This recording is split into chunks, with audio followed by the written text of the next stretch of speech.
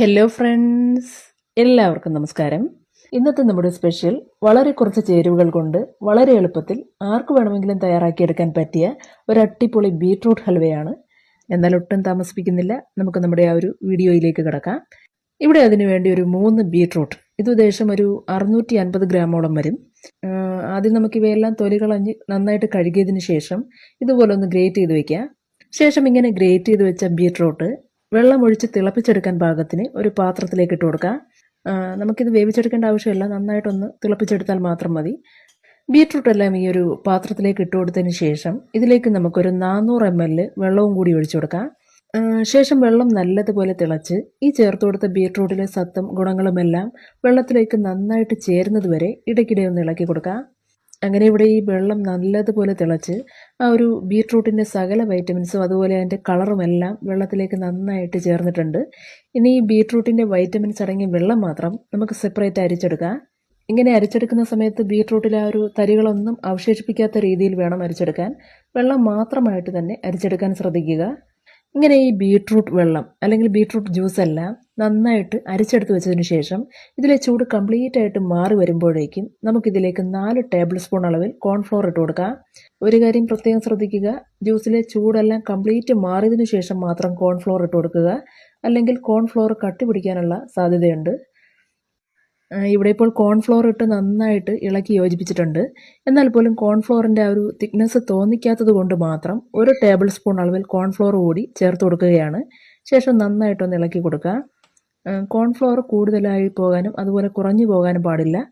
നമ്മൾ ഈ കോരി ഒഴിക്കുന്ന സമയത്ത് അതിൻ്റെ ആ ഒരു തിക്നെസ് തോന്നിക്കണം, അത്രത്തോളം മാത്രം കോൺഫ്ലോർ ചേർത്ത് കൊടുക്കുക. അടുത്തതായി നമുക്കൊരു പാൻ അടുപ്പത്തേക്ക് വെച്ചിട്ട് അതിലേക്കൊരു 100 ml വെള്ളം ഒഴിച്ചു കൊടുക്കുക. ഇനി ഈ വെള്ളത്തിലേക്കൊരു 200 ഗ്രാം പഞ്ചസാരയും അതുപോലെ 1/2 ടീസ്പൂൺ അളവിൽ ഏലക്ക പൊടിച്ചതും കൂടി ഇട്ട് കൊടുക്കുക. ശേഷം നന്നായിട്ടൊന്ന് ഇളക്കി കൊടുക്കുക. ഈ പഞ്ചസാരയെല്ലാം വെള്ളത്തിലേക്ക് നല്ലതുപോലെ ലയിച്ച് കിട്ടുന്നത് വരെ മാത്രം ഇളക്കി കൊടുക്കുക. അങ്ങനെ ഈ ചേർത്ത് കൊടുത്ത പഞ്ചസാര വെള്ളത്തിലേക്ക് നല്ലതുപോലെ അലിഞ്ഞു ചേരുമ്പോഴേക്കും അതിലേക്ക് നമ്മൾ നേരത്തെ മിക്സ് ചെയ്ത് മാറ്റി വെച്ച കോൺഫ്ലോർ അടങ്ങിയ ആ ഒരു ബീട്രൂട്ട് വെള്ളം അത് ഒരിക്കൽ കൂടി നല്ലതുപോലെ കലക്കി തരികളൊന്നുമില്ല എന്ന് ഉറപ്പുവരുത്തിയതിന് ശേഷം മാത്രം ഒഴിച്ചു കൊടുക്കുക. ശേഷം തീ ഒരു മീഡിയം ഫ്ലെയിമിലേക്ക് മാറ്റി തുടരെ ഇളക്കി കൊടുക്കുക. തീ കൂടിപ്പോയി കഴിഞ്ഞാൽ കോൺഫ്ലോർ ചേർത്ത് കൊടുത്തു എന്നുള്ളത് കൊണ്ട് തന്നെ വളരെ പെട്ടെന്ന് കട്ടി പിടിച്ചു പോകാനുള്ള സാധ്യതയുണ്ട്. അത് ഒഴിവാക്കാനായിട്ട് തീ എപ്പോഴും ആദ്യ അവസാനം വരെ മീഡിയം ഫ്ലെയിമിൽ തന്നെയായിരിക്കണം. ഇവിടെ ഇപ്പോൾ എല്ലാം അത്യാവശ്യം ഒന്ന് കുറുകി തിളച്ച് തുടങ്ങിയിട്ടുണ്ട്. ഇനി ഈ അവസരത്തിൽ നമുക്ക് ഇതിലേക്ക് 1 ടീസ്പൂൺ അളവിൽ നെയ്യ് ചേർത്തിളക്കാം.